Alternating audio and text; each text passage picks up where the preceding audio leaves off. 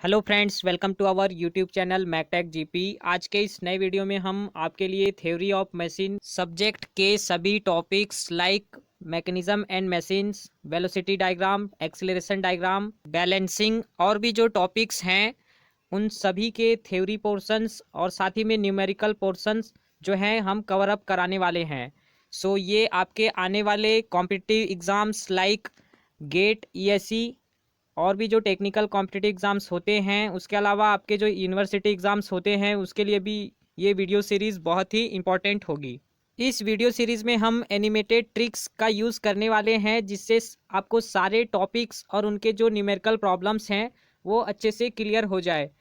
सो इस वीडियो को लास्ट तक के ज़रूर देखिए और चैनल को सब्सक्राइब ना किया हो तो प्लीज़ सब्सक्राइब कर लीजिएगा। इस वीडियो में हम जो टॉपिक्स क्लियर कराने वाले हैं वो फर्स्ट है मैकेनिज़्म एंड मशीन। इसमें हम मैकेनिज़्म और मशीन के बारे में आपको डिटेल देंगे कि मैकेनिज़्म एक्चुअल में होता क्या है और मशीन हम किसे कहते हैं।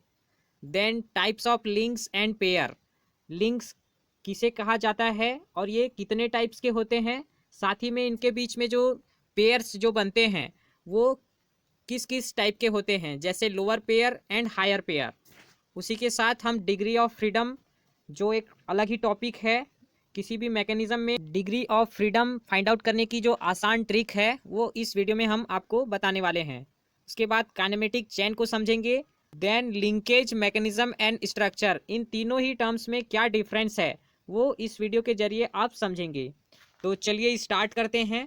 जैसा आप इस एनिमेशन में देख रहे हैं, यह एक आईसी इंजन का वर्किंग डायग्राम है जिसमें आपको डिफरेंट पार्ट्स देखने को मिलेंगे। जैसे इसमें एक पिस्टन आप देख रहे हैं, देन कनेक्टिंग रॉड और लास्ट में जो है वो क्रैंकशाफ्ट है। और ये सभी जो पार्ट्स हैं वो इंजन ब्लॉक या जिसको मेन बॉडी बोला जाता है उसके साथ में कनेक्टेड होते हैं। देन इसमें यदि आप मैकेनिज्म देखेंगे तो इसमें स्लाइडर क्रैंक मैकेनिज्म जो है वो यूज़ किया गया है, जिसमें आपको जो पिस्टन है वो कनेक्टिंग रॉड के साथ में कनेक्टेड होता है। जैसे ये जो पिस्टन देख रहे हैं आप, ये कनेक्टिंग रॉड के साथ में कनेक्टेड है। देन कनेक्टिंग रॉड जो है वो क्रैंक शाफ्ट के साथ में कनेक्टेड है। वैसे ही यहाँ पे ये जो कनेक्टिंग रॉड है वो क्रैंक शाफ्ट के साथ में। तो ये स्लाइडर क्रैंक मैकेनिज्म जो है आईसी इंजन्स के अंदर जनरली यूज़ किया जाता है यदि वह रेसिप्रोकेटिंग टाइप का इंजन हो तो। स्लाइडर क्रैंक मैकेनिज्म के जैसे ही और कई तरीके के मैकेनिज्म्स अभी तक के डेवलप्ड किए गए हैं। इनको मैकेनिज्म हम तभी कह सकते हैं जब किसी एक लिंक के ऊपर किसी भी तरीके का हम मैकेनिकल फोर्स अप्लाई करें तो उस फोर्स का इफेक्ट अदर लिंक्स के ऊपर हमको देखने को मिले। जैसे यहाँ पे जो पिस्टन के ऊपर प्रेशर फोर्स अप्लाई हो रहा है तो उसका एंड इफेक्ट हमको कनेक्टिंग रॉड और क्रैंकशाफ्ट के ऊपर देखने को यहाँ पे मिल रहा है। इसे यदि हम डिफाइन करना चाहे तो हम कह सकते हैं कि mechanism is the assembly of linkage pairs and relative motions are possible in between the linkage in a definite directions. और यदि हम मशीन को समझे तो किसी भी तरीके का एक मैकेनिज्म को यूज़ करके हम किसी इंस्ट्रूमेंट को बनाते हैं जिससे ह्यूमन एफर्ट जो है वो कम हो जाए, तो उस इंस्ट्रूमेंट को हम मशीन कहेंगे। इसे यदि आप आम भाषा में समझे तो मशीन हम एक ऐसे ऑब्जेक्ट को बोलेंगे जो हमारे काम को कम से कम समय में और मोस्ट इफ़ेक्टिव तरीके से करे। यदि आप इसे एक एग्जांपल के जरिए समझे तो सुई जो है एक मशीन या मशीन का पार्ट जिसे हम बोल सकते हैं। सुई में धागा लगा करके यदि हम किसी कपड़े को सिलते हैं तो इसमें हमको टाइम और एफर्ट दोनों ही ज़्यादा लगेगा। और वहीं जो स्टिचिंग मशीन जो आती है, सिलाई मशीन, उसमें यदि आप किसी भी कपड़े को सिलते हैं तो उसमें आपको टाइम और एफर्ट दोनों ही कम लगता है। इस एग्जांपल से आप समझ ही गए हैं कि मशीन हम ऐसे इंस्ट्रूमेंट को कहते हैं जिससे हमारा टाइम और एफर्ट दोनों ही कम लगता है। Then type of links, link एक ऐसे ऑब्जेक्ट को हम बोलेंगे जो कि किसी भी मैकेनिज्म का मेन पार्ट होता है और इसके बिना किसी भी तरीके का मैकेनिज्म हम डेवलप्ड नहीं कर सकते। जैसे यहाँ पे आप डिफरेंट टाइप्स के लिंक्स देख रहे हैं। पिस्टन एक अलग तरीके का लिंक्स है जिसको हम बाइनरी लिंक बोलते हैं। इसमें यह स्लाइडिंग मोशन कर रहा है, मीन्स एक पॉइंट जो है इसका, एक जो पेयर बोलेंगे वो एक कनेक्टिंग रॉड के साथ में बन रहा है और दूसरा जो पेयर है वो सिलेंडर वॉल के साथ में। तो ये एक बाइनरी लिंक की तरह बिहेव करेगा। इसी तरीके के हम जो मेन 3 टाइप्स के लिंक्स होते हैं उनको एक एक करके समझेंगे। जो फर्स्ट जो है बाइनरी लिंक हम तभी बोलेंगे किसी भी लिंक को जब वह किसी दो लिंक के साथ में कनेक्टेड होगा। मीन्स दो यहाँ पे हमको पेयर देखने को मिलेंगे। जैसे ये फर्स्ट पेयर इस पॉइंट पे कनेक्टेड होगा जो फर्स्ट लिंक है, देन सेकंड दूसरी जो लिंक होगी वो इस पॉइंट के साथ में कनेक्टेड होगी। देन टर्नरी लिंक जो है वो सेकेंड टाइप है लिंक का, जिसमें हम 3 टाइप्स के अदर लिंक को जो है एक लिंक के साथ में कनेक्ट कर सकते हैं।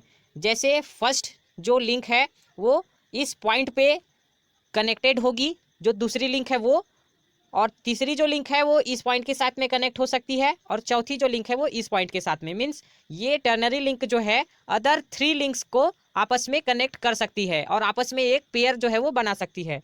ऐसे ही क्वाटरनरी लिंक होती है। क्वाटरनरी लिंक में भी जो है वो 4 पेयर बनाने की कैपेबिलिटी होती है। मीन्स ये 4 अलग अलग लिंक के साथ में कनेक्ट हो सकती है। ये फर्स्ट, सेकेंड, थर्ड और ये फोर्थ पॉइंट में आपस में कनेक्ट जो है वो हो सकती है। इनको यदि आप आम मशीन्स के जो मैकेनिज्म होते हैं उनमें यदि देखना चाहें तो आपको ये इन रूप में देखने को नहीं मिलेगी। जैसे यहाँ पे पिस्टन जो है एक बाइनरी लिंक है, बट ये आपको देखने में अलग ही तरीके का एक पार्ट लगेगा। वैसे ही यहाँ पे कनेक्टिंग रॉड जो है आप लिंक जैसे अभी हमने स्लाइड में दिखाया उसी तरीके का दिख रहा है। वैसे ही क्रैंकशाफ्ट जो है वह डिपेंड करता है कि वह कितने पॉइंट्स के साथ में कनेक्टेड है। उस आधार पे हम उसको बाइनरी, टर्नरी या फिर क्वाटरनरी लिंक जो है वो हम बोल सकते हैं। बट आपको ये देखने में इस तरीके का लिंक जो है वो आपको देखने को नहीं मिलेगा। उनके जो शेप और जो साइज़ है वो मशीन और मैकेनिज्म के हिसाब से कम या ज़्यादा जो है वो हो सकते हैं, बट उनको हम 3 टाइप्स में कैटेगराइज किए हैं, जो कि बाइनरी, टर्नरी और जो क्वाटरनरी जो लिंक है वो ये 3 बेसिक टाइप्स के लिंक जो है वो होते हैं।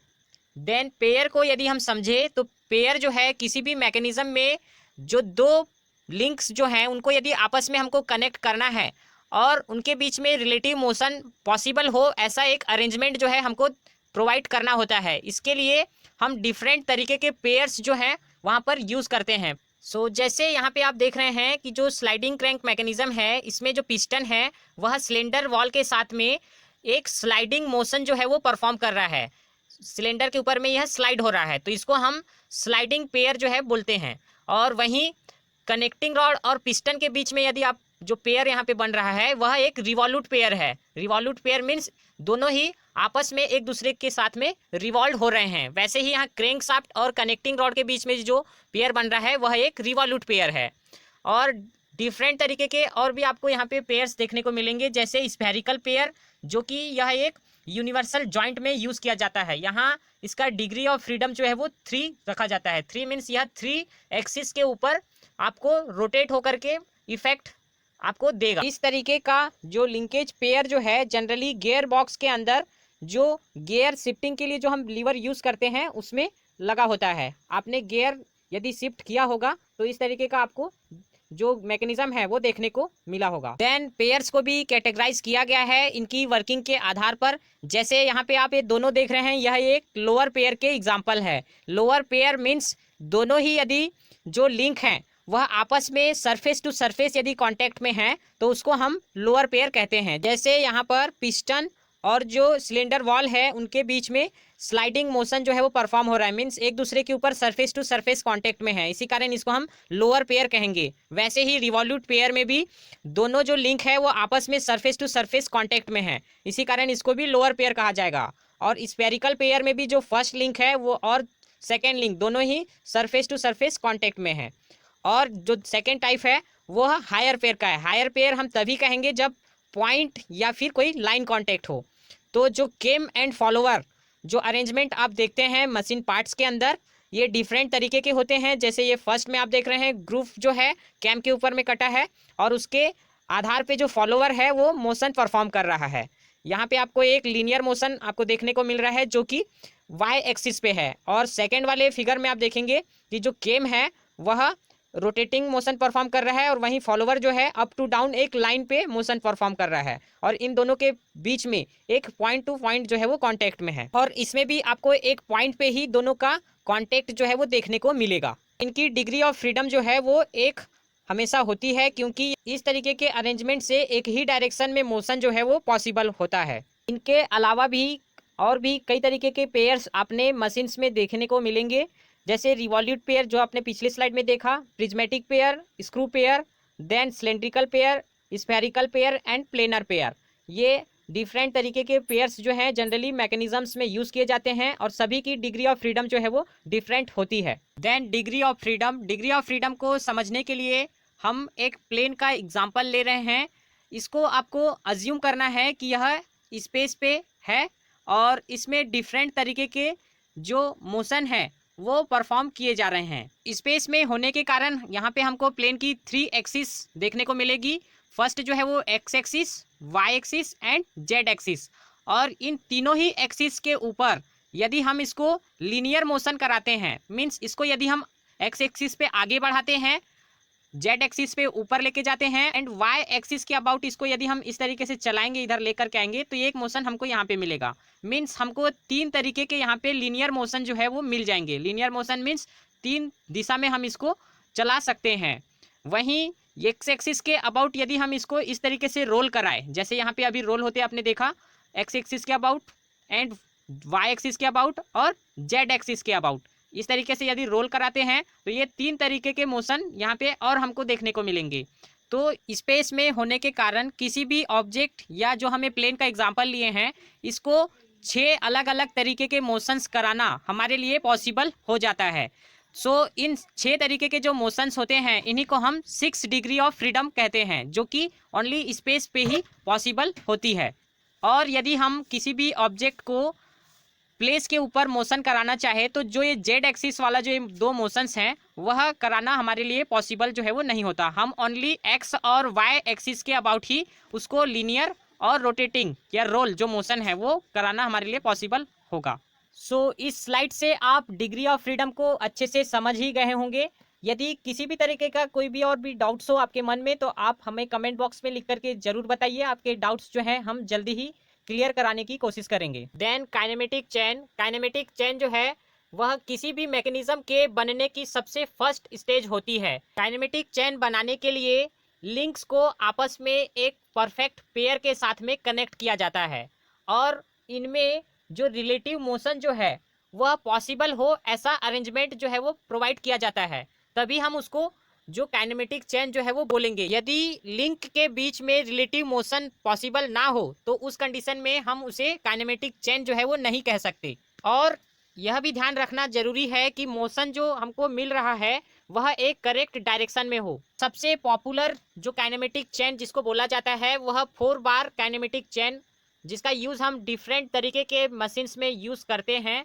इसमें जो 4 तरीके के अलग अलग साइज में लिंक्स जो है वो यूज़ किए जाते हैं। जैसे यहाँ पे हमने दिखाया है कि ए जो नाम दिया है हमने फर्स्ट लिंक का, then B, C and D, और ये तीनों को ही आपस में रिवॉल्यूट पेयर के साथ में कनेक्ट कर दिया गया है। यदि हम लिंक ए को मोशन प्रोवाइड करते हैं तो उसका इफेक्ट जो है पूरे ही लिंक्स में हमको देखने को मिलेगा। देन काइनेमेटिक लिंकेज की यदि हम बात करें तो हम इसको लिंकेज तभी कहेंगे जब किसी भी एक लिंक को हम फिक्स कर दे। मीन्स किसी भी काइनेमेटिक चेन में यदि हम किसी लिंक को ग्राउंड के साथ में कनेक्ट कर देते हैं या फिर उसको ही हम ग्राउंड मान लेते हैं तो ऐसे काइनेमेटिक चेन को हम लिंकेज जो है वो बोलेंगे। Kinematic linkage means link D को बेस बना दिया गया है, बेस मीन्स उसको फिक्स कर दिया गया है, और लिंक ए को यदि हम मोशन यहाँ पे प्रोवाइड करते हैं तो उसका इफेक्ट जो है लिंक बी और सी दोनों पे देखने को मिलेगा, बट डी जो है अपनी पोजीशन से बिल्कुल भी नहीं हिलेगा।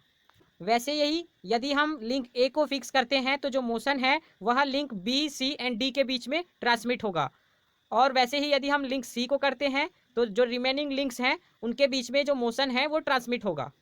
जैसा आप इस एनिमेशन में देख रहे हैं, लिंक ए जो सबसे नीचे वाली लिंक है उसको हमने ग्राउंड के साथ में फिक्स रखा है, और वहीं लिंक जो बी है ब्लैक कलर की उसको 360 डिग्री में हम रोटेट कर रहे हैं, और उसका ही इफेक्ट जो है रिमेनिंग 2 जो लिंक्स हैं उनके ऊपर मूवमेंट के फॉर्म पे आपको नज़र आ रहा है। इसको हम 4 बार लिंकेज मैकेनिज्म कहते हैं। यदि काइनेमेटिक लिंकेज में ही हम किसी एक लिंक पे मोशन प्रोवाइड करते हैं और वह मोशन पूरे ही लिंक्स में यदि रिलेटिवली ट्रांसफ़र हो रहा हो तो उस केस में इसका नाम बदल करके काइनेमेटिक मैकेनिज्म जो है वो रखा जाता है। देन काइनेमेटिक मैकेनिज्म में ही यदि एक से अधिक लिंक्स को फिक्स कर दिया जाए तो वह स्ट्रक्चर का रूप ले लेता है, जिसकी डिग्री ऑफ फ्रीडम जो है वो 0 होगी या 0 से माइनस में होगी। और यदि डिग्री ऑफ फ्रीडम माइनस में यदि होगी तो उसको हम सुपर स्ट्रक्चर जो है वो कहते हैं। सो अभी आपने kinematic, chain, linkage, mechanism and structure के बीच में बेसिक जो डिफरेंस है वो समझा। इस वीडियो में आपने मैकेनिज्म एंड मशीन का पूरा इंट्रोडक्शन पार्ट समझ लिया है। इसके आगे आने वाले वीडियोस में आप काइनेमेटिक मैकेनिज्म्स के डिग्री ऑफ फ्रीडम किस तरीके से फाइंड आउट की जाती है 1 बाय 1 आगे आने वाले वीडियोस में देखेंगे। और ये वीडियोस आपको कैसी लग रही हैं, अपनी राय आप नीचे कमेंट बॉक्स में लिखकर बता सकते हैं हमें। और भी किसी टॉपिक्स पे यदि आपको कोई भी डाउट्स हों तो आप उनसे कमेंट बॉक्स में लिख करके हमें ज़रूर बताइए। आपके डाउट्स हम क्लियर कराने की कोशिश करेंगे। सो इसी तरीके की वीडियोस आगे और भी आप देखना चाहते हैं तो आप हमारे चैनल को सब्सक्राइब कर सकते हैं। नीचे रेड सब्सक्रिप्शन बटन दी गई है, उसे आप प्रेस कर दीजिए। साथ ही में नोटिफिकेशन बेल आइकन को भी ज़रूर ऑन कर लीजिएगा, ताकि जब भी कोई नई वीडियो हम अपलोड करें उसका नोटिस आप तक पहुंच सके। और इस वीडियो को ज़्यादा से ज़्यादा लाइक कीजिए और अपने फ्रेंड सर्कल में शेयर कीजिए, ताकि आपके फ्रेंड्स को भी हेल्प मिले इस टॉपिक को समझने में। So thank you for watching this video.